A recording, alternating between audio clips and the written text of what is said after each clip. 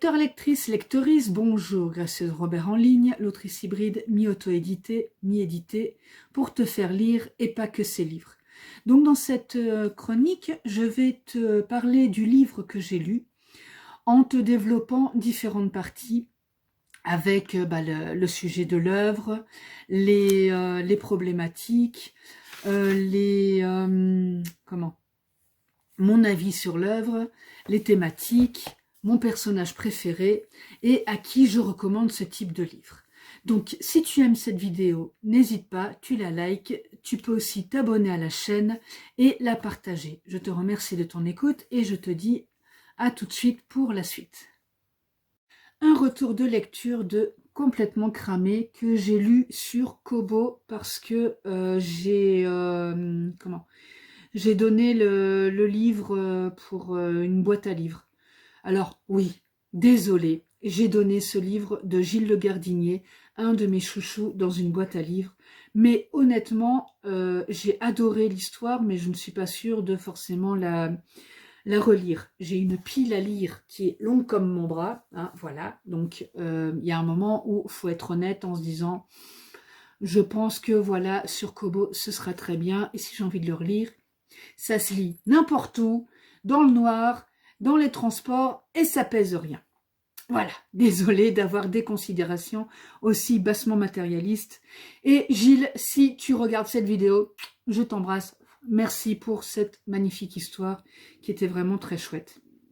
Alors, au niveau de l'histoire, je vais essayer de retrouver le résumé, si j'y arrive, parce que je galère toujours avec ce type de matériel. Et je ne sais pas si on peut le retrouver dans le... Et ben non, apparemment, je ne l'ai pas. Ça, c'est dommage parce que je n'ai pas prévu d'aller, d'avoir le résumé, enfin, de devoir aller chercher le résumé. Dommage, dommage. Et ben, je vais devoir faire une petite pause, hein. Ça commence bien. Voilà, donc j'ai essayé de retrouver sur Kobo, mais c'est une grosse galère. Donc, j'ai dû aller chercher mon PC. Alors, le résumé. Arrivé à un âge où presque tous ceux qu'il aimait sont loin ou disparus, Andrew Blake n'a plus le cœur à orchestrer ses blagues légendaires avec son vieux complice Richard. Sur un coup de tête, il décide de quitter la direction de sa petite entreprise anglaise pour se faire engager comme majordome en France, pays où il avait rencontré sa femme. Là-bas, personne ne sait qui il est vraiment et cela lui va très bien. Mais en débarquant au domaine de Beauvilliers, rien ne se passe comme prévu. Entre Nathalie, sa patronne veuve aux étranges emplois du temps, Odile, la cuisinière et son caractère aussi explosif que ses petits secrets, Manon, jeune femme de ménage perdue, Philippe, le régisseur bien frappé qui vit au fond du parc, et même l'impressionnant Méphisto, Andrew ne va plus avoir le choix. Lui qui croyait sa vie derrière lui va être obligé de tout recommencer.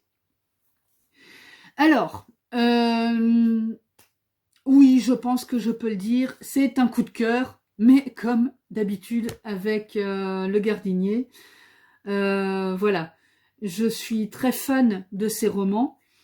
Et alors oui, peut-être qu'il y en a qui vont dire « Ouais, mais c'est plein de bons sentiments et tout. » Mais ça fait du bien déjà. Et pourtant, je suis la première à faire Mercredi Adams, « j'aime personne, etc. » Mais il a un humour, et je suis en train de déplacer le PC, ça va être plus facile pour moi. Il a un humour et une manière de raconter qui me plaisent énormément. J'ai, j'ai noté plusieurs petites choses, des citations. Et donc, voilà, Andrew a rencontre pas mal de choses, comme ils disent dans le résumé, pas mal de personnages qui sont vraiment attachants, et on s'aperçoit qu'ils sont vraiment extrêmement bien creusés. On découvre bien sûr leur histoire au fur et à mesure du roman, sinon on n'aurait pas envie de lire jusqu'au bout, mais c'est donc des personnages qui ont une histoire riche et qui, chacun à leur manière, donnent envie de les découvrir plus. Donc au niveau du type d'histoire, bon, c'est un roman qui est quand même relativement enfin court. Voilà, c'est un roman moi que j'ai lu durant le week-end. Et bon, c'est sûr que je l'ai dévoré parce que j'ai vraiment tellement aimé que j'avais envie d'y retourner pour repasser un peu de temps avec Andrew pour voir comment il allait résoudre cette histoire-là, etc.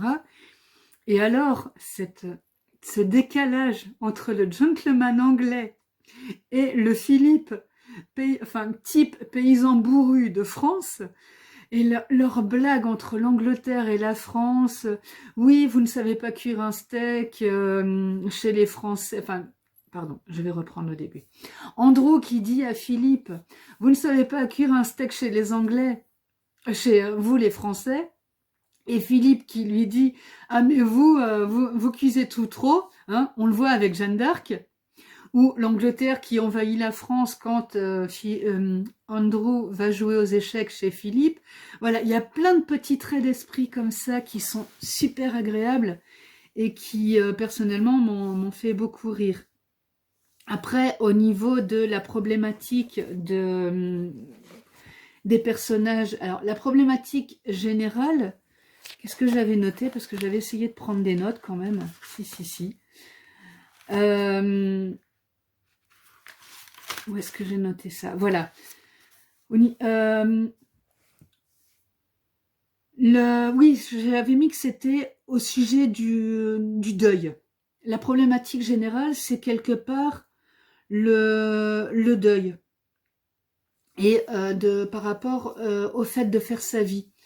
Parce que donc on a Andrew qui est veuf, c'est pour ça aussi qu'il décide de tout quitter. On a Nathalie qui est veuve et donc qui est la propriétaire du manoir, et on s'aperçoit qu'elle a gardé énormément de choses de son mari défunt et que quelque part elle n'a pas réussi à faire complètement le deuil. Andrew, lui, est toujours aussi dans le deuil de sa femme, défunte depuis 4 ans. On a Odile qui, elle, est-ce qu'elle a vraiment fait le deuil d'une histoire ou pas? On ne sait pas trop, mais on comprend au fur et à mesure de l'histoire la problématique qu'elle a par rapport à ça. On a, comment elle s'appelle déjà, la petite femme de ménage, donc c'est une Justine, ou je ne sais plus. Elle, elle va devoir aussi faire le deuil d'une partie de sa vie. Et Philippe, qui lui aussi a fait le deuil quelque part de certaines choses. Et on a des personnages qui vont arriver par la suite dans l'histoire. Ah oui, Manon, pardon, pas Justine, Manon. Un petit peu de mal avec les prénoms des personnages, moi. Donc pour moi, vraiment, la problématique globale, c'est voilà, de faire le deuil et à un moment de lâcher prise sur certaines choses. En se disant, bon ben voilà, il y a une partie qui m'appartient, ok, moi j'ai fait tout ce que je pouvais faire pour cette partie-là. Il y a une partie qui appartient aux autres, maintenant la balle est dans leur camp quelque part. Et Andrew, souvent, il se retrouve à faire un peu le passage, celui qui fait le passage, qui passe le flambeau, en disant, bah voilà, cette partie-là, elle t'appartient à toi, et donc c'est à toi de faire la démarche, soit de retrouver la personne, soit de te retirer les doigts un petit peu et de te dire, bah oui, bon bah, on m'a catalogué comme ça, mais je peux faire mieux, oui, Odile, bah oui, elle avait fait le deuil d'une partie de sa vie, et Andrew l'encourage à reprendre ce talent qu'elle avait. Elle cuisine merveilleusement bien, lui, dès qu'il mange ses plats, il adore, et donc il encourage à recommencer à cuisiner, ne serait-ce que pour lui. Et après, il arrive à réunir du monde autour d'elle qui apprécie aussi sa cuisine. Il y a ce moment, je saurais pas le retrouver, je pense, ou alors il va falloir que je fasse une pause et que je retourne dedans, où il mange une terrine au saumon et aux épinards, il se régale. Faut que je retrouve l'extrait. Je vais juste faire ça parce que je peux pas le raconter, il faut que je le lise, c'est juste excellent. Par contre, quand on est sur une liseuse, c'est quand même vachement moins facile de retrouver un extrait que quand on est sur un livre papier. Hein. Donc, vive les livres papier. Blake trouva étrange de se retrouver seul dans le fief de la cuisinière. Le chat était égal à lui-même, légèrement plus proche de la gazinière que le matin. Blake ouvrit le réfrigérateur et découvrit des empilements de boîtes de verre contenant des aliments le plus souvent impossibles à identifier. Il repéra la seule assiette. Il retira le film alimentaire qui la recouvrait, puis ouvrit tous les tiroirs jusqu'à trouver une fourchette et s'installa à table. À la première bouchée, il fut impressionné. Le plat était un fin mélange de saumon mi-cuit et de petits légumes. Andrew finit son assiette avec plaisir et la nettoya dans l'évier, en se disant qu'Odile plaçait peut-être dans sa cuisine la délicatesse qu'elle ne mettait pas dans sa vie. Alors, ça c'est break pour la fameuse scène où Odile va s'apercevoir que il a mangé ce plat. Donc, le lendemain, Andrew se retrouve avec Odile dans la cuisine. Au fait, merci pour... Ah non, pas le lendemain, le soir. Au fait, merci pour ce midi. Votre terrine était succulente. Odile se retourna. Ma terrine? Celle que vous m'aviez préparée sur l'assiette. Odile devint toute rouge. Vous avez mangé le plat de Méphisto? Le chat. L'animal ouvrit les yeux brutalement. Blake en fut presque plus surpris que la remarque de la cuisinière. Comment le chat avait-il compris? Son regard était d'une couleur orangée quasi surnaturelle.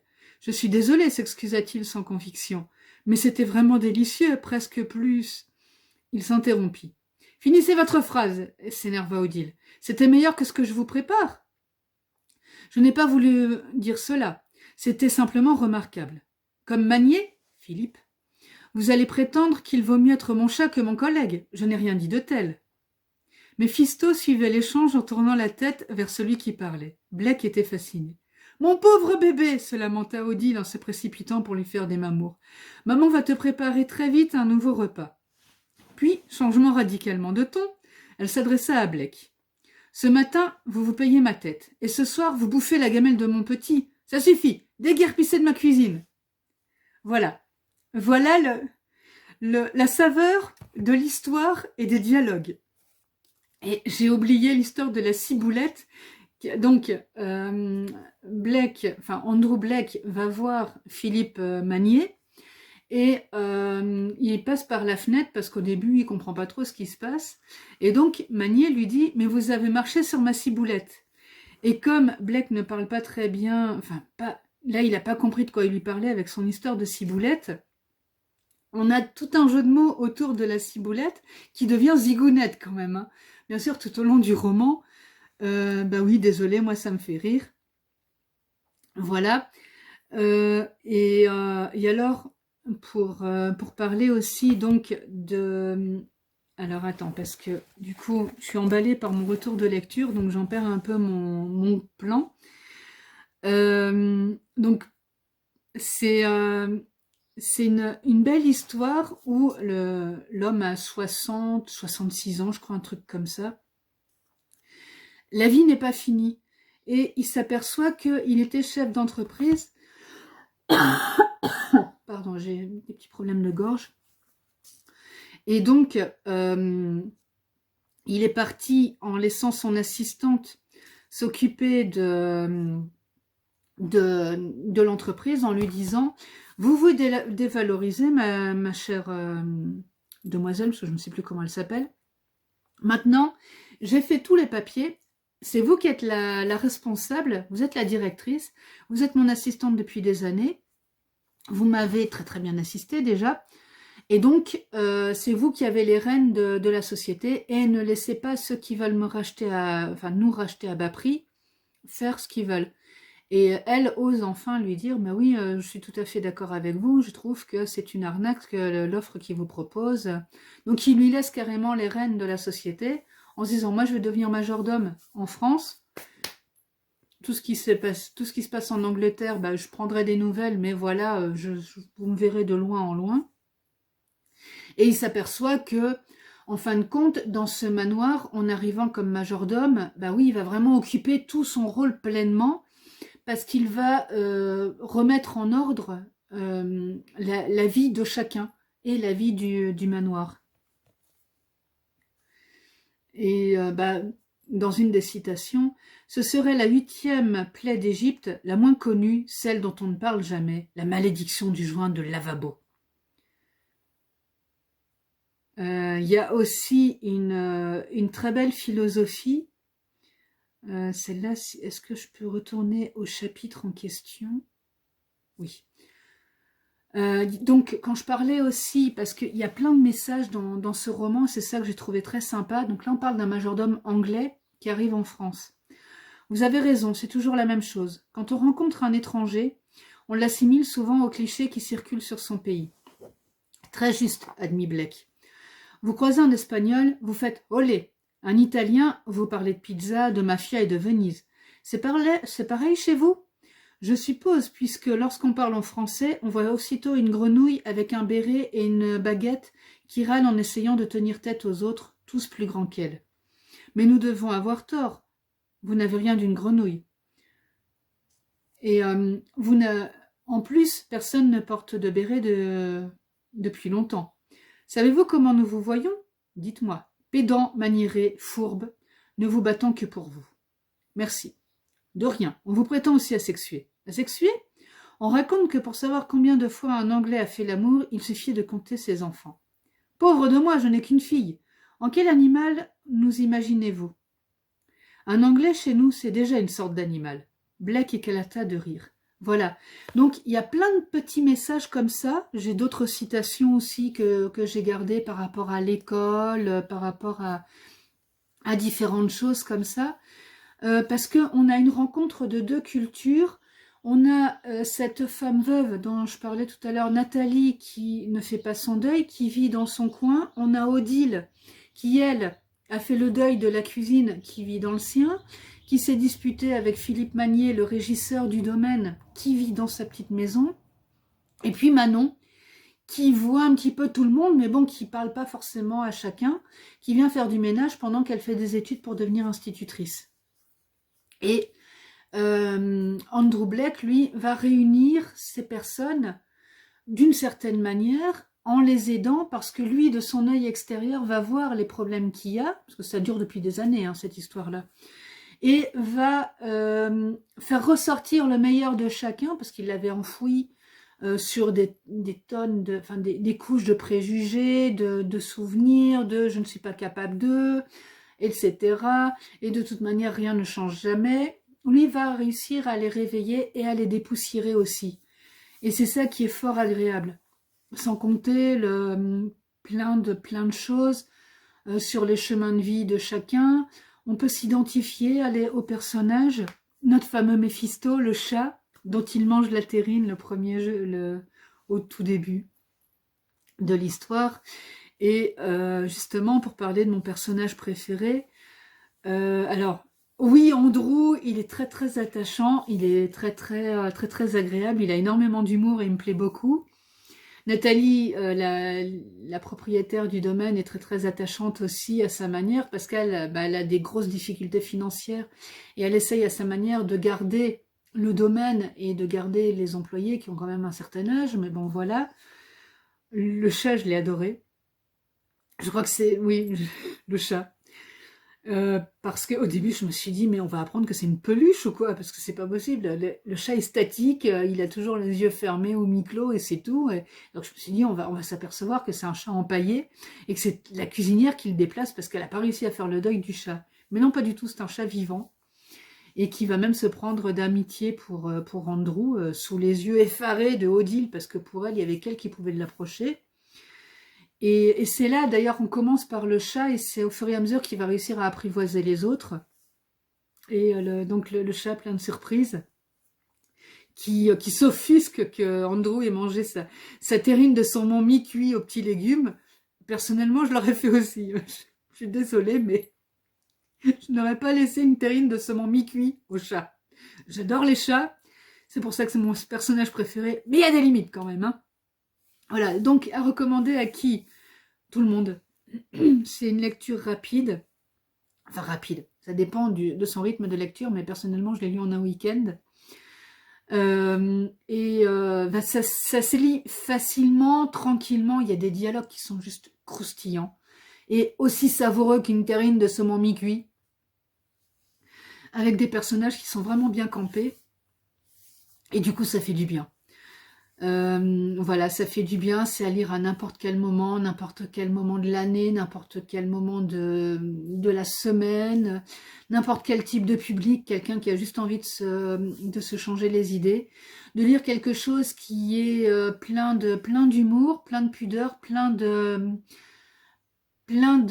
sentiments agréables, mais on ne tombe pas non plus dans le côté bisounours où tout le monde s'aime et tout le monde s'adore. Non, parce que Odile, c'est juste un hérisson au début, cette femme. Hein. Et elle s'adoucit au fur et à mesure avec Andrew qui sait comment lui parler, qui s'adapte à elle. Mais voilà, on n'est pas non plus dans le truc type film américain où à la fin tout le monde se pardonne et tout. Non.